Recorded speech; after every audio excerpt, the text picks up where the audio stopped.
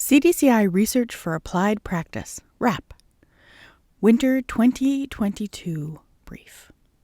Developing concepts with children and adults who have limited or no access to vision and hearing. Summarized by Barbara Miles, Christopher Russell, Emma Nelson, Helene Gallagher, and Lisa Woodward. Source: Miles B. and McLetchie B. 2008. Developing Concepts with Children Who Are Deaf-Blind. National Consortium on Deaf-Blindness. Introduction.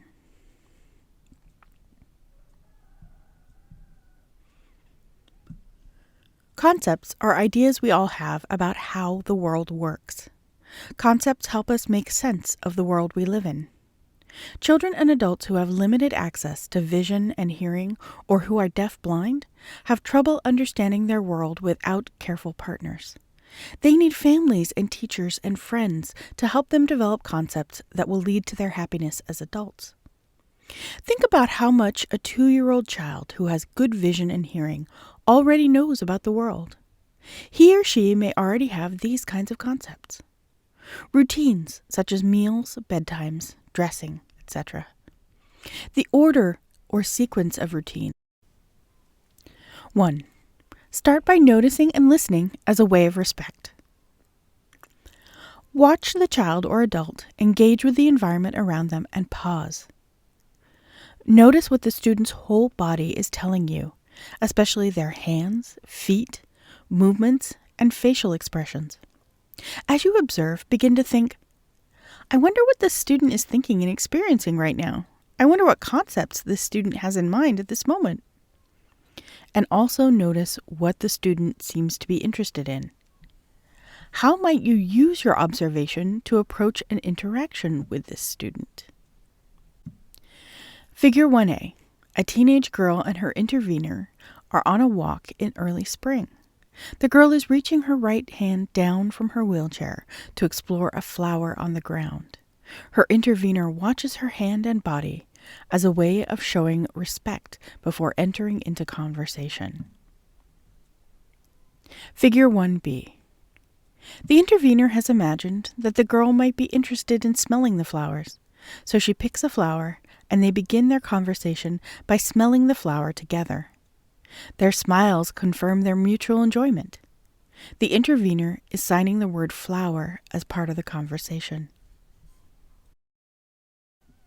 2. Take turns. Children and adults come to understand turn-taking through repeated experiences. A child or adult moves, and a partner responds by moving with them or by imitating their movements and by taking turns. The possible concepts being developed are: my movements communicate. Taking turns in communicating is fun. Once a child or adult learns to take turns within a playful interaction with objects and with others, they are more likely to realize they can take turns with words.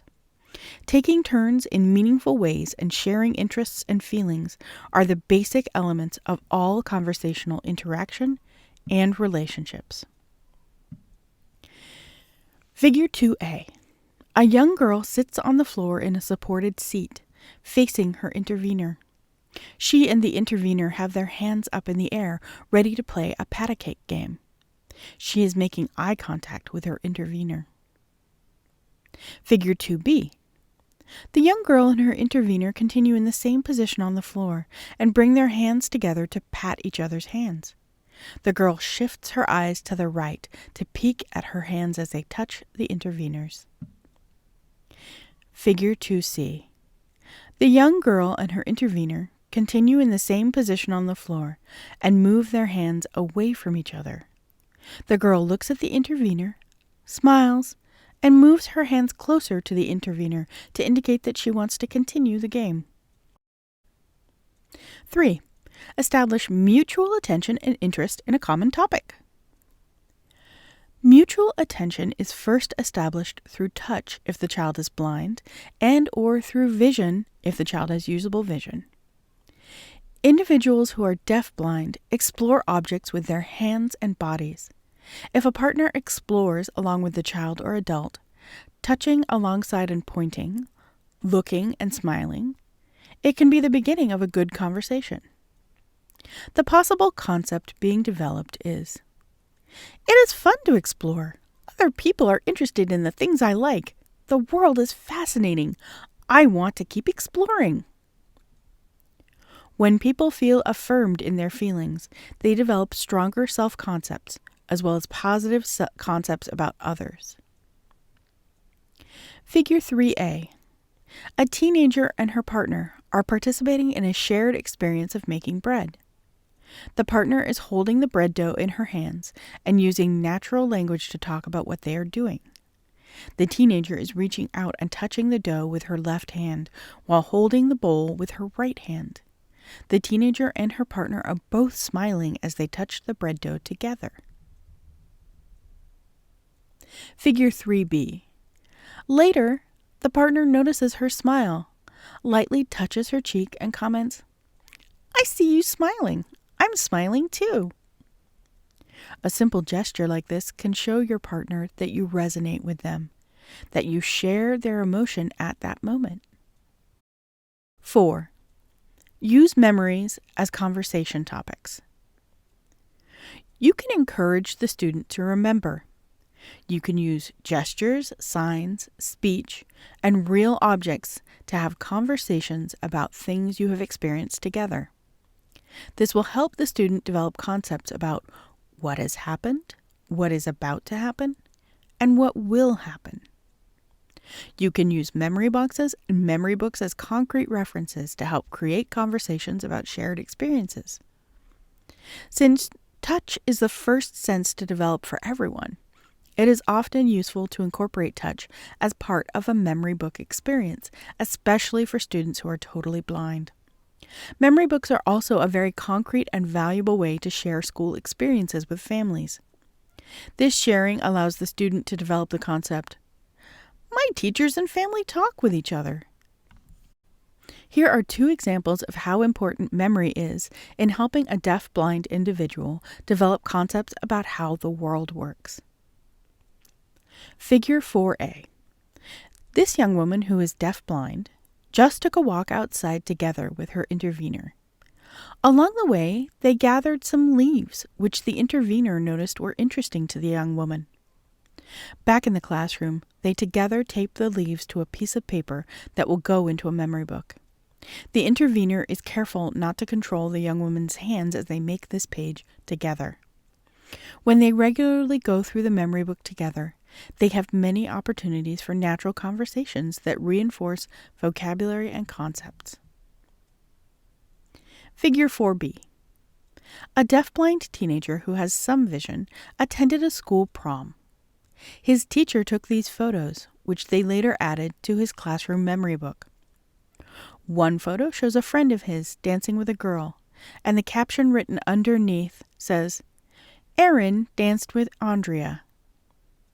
The other photo shows the teenager himself dancing with his date. The caption underneath says, "I danced with Heather." 5. Don't make assumptions. Be open to surprise. It is easy for any of us to make assumptions about what another person means when they use language. A common example would be a child signing "mother" and a teacher or intervener making the assumption that the child is asking for their mother. But what if the child is just thinking about her mother or wanting to tell a story about what she did with mom yesterday? If we listen carefully, a child is likely to develop a positive self-concept. People listen to me carefully and they are really interested in what I have to say. Figure 5A. Imagine that this girl has just signed "mother." Her teacher signs "mother" back to let the girl know that her message has been received. And then she pauses, as if to say, "I see that you are thinking about your mother. Do you want to say more?" The teacher might also say something like, "I wonder if you are thinking about your mother." Some children and adults who do not yet have formal language may be talking about real experiences when they make what might seem to be random body movements. Don't assume their gestures are meaningless. The gestures may be trying to tell a story. These memory gestures are sometimes referred to as bodily emotional traces, or BETs. Figure 5b. A child uses a thinking gesture, with the fingers on his right hand moving to the side of his head while he processes the experience he is having. If the partner notices that gesture and simply acknowledges it with a respectful, receptive touch, the child is likely to develop a positive self-concept that people listen to me. 6. Use language to talk about a concept in the moment you think the child or adult has that concept on their mind. Conversations begin with trusting relationships that are developed over time. Both the timing and the use of meaningful words are crucial. When you are interacting with people who are deaf-blind and you can tell that they have an idea or they are thinking about an action, that is the time to use a word in a mode that is appropriate for the person. Remember, people who are deaf-blind often communicate in several modes. These modes may include movement, sound, gesture, body language, speech, objects, concrete symbols, sign, and/or communication devices. Considerations for combining modes of communication. Sign and/or say, "Jump, I see you're happy," when you know the child is likely to be enjoying that action. Sign and/or say, "We touch cat," soft, when you and the child have just touched the cat together. Sign and/or say, "Enjoy," when the child or adult is obviously enjoying the experience, and invite them to touch your smile. If the child or adult is blind, you can also respectfully touch the child's own smile. Figure 6a. A speech-language pathologist supports a child's exploration of an adapted book by signing into her right hand. The child follows the book visually and with her left hand at the same time. This contact with the girl will give her partner the opportunity to notice when the girl seems delighted and sign the words, "I see you like that," at that moment. 7. Model actions. Children and adults who are deaf-blind often do not have many opportunities to learn by simple observation. People with vision and hearing learn many concepts about the world by seeing and/or hearing others do things and then choosing to join in. A clear benefit of the teaching by example is that, when skillfully done, it lessens the likelihood of power struggles. Providing access, wait time, and repetition of experiences does require patience, but it is well worth it in the long run. Figure 7a. This girl doesn't yet know how to brush her own hair. She has very limited vision and hearing, so her mother is leaning in closely as the daughter lies on the floor and reaches her left hand up to touch her mother's hair, feeling it move as her mother brushes it. Figure 7b. Taken some minutes later, the girl, still lying next to her mother, reaches for the hairbrush and briefly brushes her own hair.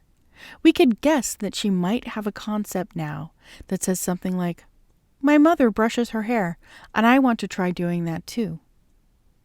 Figure 7c.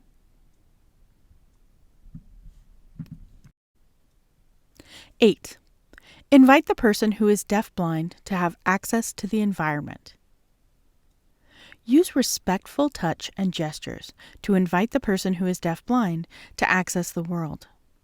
This can provide a secure base for them to explore their environment. It is especially important to pay attention to the social environment. This may be as simple as a light touch on the shoulder or back. The next step is to wait for them to initiate the next movement. Support the development of peer interactions and social exchanges. Model patience with wait time and respond to whatever initiations you see them make. Figures 8a and b. A teacher facilitates peer-to-peer interactions, modeling for one student how to support another student with hand-under-hand signing to request more drink. 9. Make experiences tactile and within close range. Many concepts are learned first with reference to the deaf-blind person's own body and involve touch. For example, on and off can be learned by getting on and off a swing. In order for objects to be meaningful, most children and adults who are deaf-blind need to be given plenty of time to touch and explore them. Figure 9a. Two sisters are in a cornfield. The younger sister is pushing her older sister's wheelchair close to the corn stalks so she can have a meaningful experience. The older sister reaches out her right arm to feel a stalk. Perhaps she learns that they are tall and dry, and that corn grows up from the ground. Figure 9b. A young boy is participating in his first grade science unit all about pumpkins. He is sitting in front of a big pumpkin, exploring it with multiple senses: vision, hearing, touch, smell, and taste. The adult partner holds pieces of the pumpkin in her hand. He pulls her hand close to his so he can smell the inside of the pumpkin, taste it, and look at it more closely.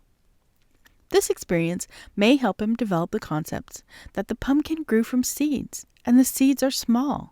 The pumpkins are big, and that pumpkins are wet on the inside, and they smell good. Figure 9c. A young boy participates in the classroom song of the day. He positions his body close to the teacher and the guitar in the middle of the circle.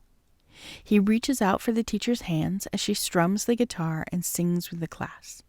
He also places his head on the guitar in order to feel the vibration as she plays. The teacher always positions herself in the same location in the circle for the song of the day. He often moves his body close to her so he can participate. The possible concepts being developed are: people make music with instruments. Songs have a rhythm. Other people are interested in music too. I can join in when I want. 10. Use the person's interests to help design activities. Whenever possible, create learning opportunities while engaging in activities that are fun and interesting to the student. You will have their attention from the beginning and be able to further develop concepts through play and exploration. For example, if they are interested in lights, explore the parts of a flashlight with them. Take it apart and put it back together again. Create an opportunity to share joy while exploring how things work. It is important to develop and facilitate activities that are person-centered, based on the individual's preferences. Figure 10. A child is seated cross-legged on a trampoline. This student likes movement and vibration. Her favorite activity is to bounce on the trampoline with a partner's help. The teacher supports the child with a light touch under her elbows to sign her own personal home sign for more jump. Notice how the teacher uses respectful touch and allows the student to start the interaction. This develops into a turn-taking sequence. After the child has bounced, the teacher takes a turn so that it becomes a shared activity. 11. Provide interesting materials that encourage exploration. When children are very young, you can watch how they explore their environment when interacting with objects when they are alone. Notice the kinds of materials that are interesting for them to explore. Do they like a particular color, texture, sound, or movement? Try to find other objects with similar qualities. You can also notice what part of their body they use to explore: hands, mouth, feet, head, etc. Children are more likely to explore when they are comfortable and in a safe environment that encourages their curiosity. We can set up meaningful environments for children with consistent placements of objects and materials in order to support the child to independently explore. This independent, interactive exploration is referred to as active learning. Active learning helps children to learn many important self-concepts as well as concepts about the world around them. Figure 11a. A toddler is lying on a rug on her back in a little room, under a variety of interesting objects that are hanging above her. She is holding a bright pink curly string of material in each hand and exploring a third string of material with her right foot. She is also looking at the bright pink color. Possible concepts being developed are: the world around me is interesting and fun. I like things that are brightly colored. I like things that make noise. I can explore by myself. 12. Document the concepts that each individual knows. You can take video clips of a deaf-blind person interacting, communicating, and participating in activities. You can save videos that show how their understanding of concepts changes over time.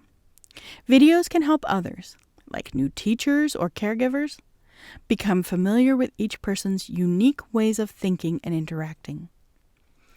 Videos can also be a tool for an intervener, teacher, or family member to learn from their own successes and mistakes. You can look several times at a brief video of your own interaction with a person who is deaf-blind. You can notice how you move, if you take turns, and if your movements communicate what you were hoping. You can also notice what communication you might have missed from your partner. Figure 12a.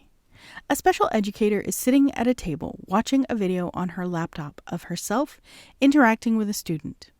The expression on her face shows she is thinking about her interaction with her student and learning from it. She can see things the student may be communicating that she could not see during the interaction in the moment. Perhaps she can use the insight to improve her next interaction with this student. Use family and school routines for learning concepts. Routines are natural opportunities for learning. If things are repeated daily, weekly, seasonally, then the person who is deaf-blind has the opportunity to become used to sequences. They can also develop body memory of the actions, and they can become more independent. It helps if the routines are enjoyable and meaningful. In routines, it is often helpful if the partner goes first. Then they can provide a model for a child or adult who is deaf-blind. A lighthearted attitude helps. For example, a partner might say, "I don't like brushing my teeth either, but we have to do it to keep our teeth clean." A lighthearted attitude can be expressed with body language if a child or adult does not know much language yet. Routines provide wonderful opportunities for developing concepts. Figure 13a. A deaf-blind kindergartner and a woman are eating a snack side by side. The woman is chewing a cookie as the kindergartner reaches up to feel her mouth as she chews.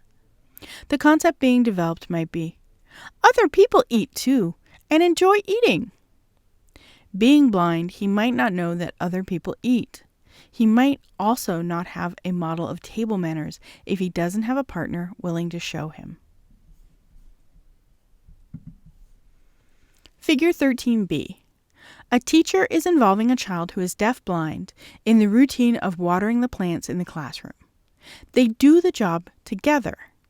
This gives the child the opportunity to develop many concepts, such as people have jobs, people can cooperate in the classroom, plants need water to stay alive. When the spray bottle is empty, we need to fill it. Notice how the teacher's hand is underneath the student's hand, so he can follow her movements and learn the motions involved in the routine of watering the plants. 14. Use objects, pictures, and drawing to enhance concepts. Objects, pictures, and drawings help move any conversation toward literacy. It is useful for a teacher or a parent or an intervener to remember this, especially at the moments when a deaf-blind child or adult has a strong interest in a conversation or in a particular thing. Children and adults who are deaf-blind often need to participate in drawing an object and writing a word in order for it to have meaning for them. Figure 14a. This boy, who is deaf-blind, has noticed his teacher's ring and is very interested in it. A whole conversation about the ring followed this moment. Luckily, she noticed because she was paying attention to what he was interested in. Figure 14b.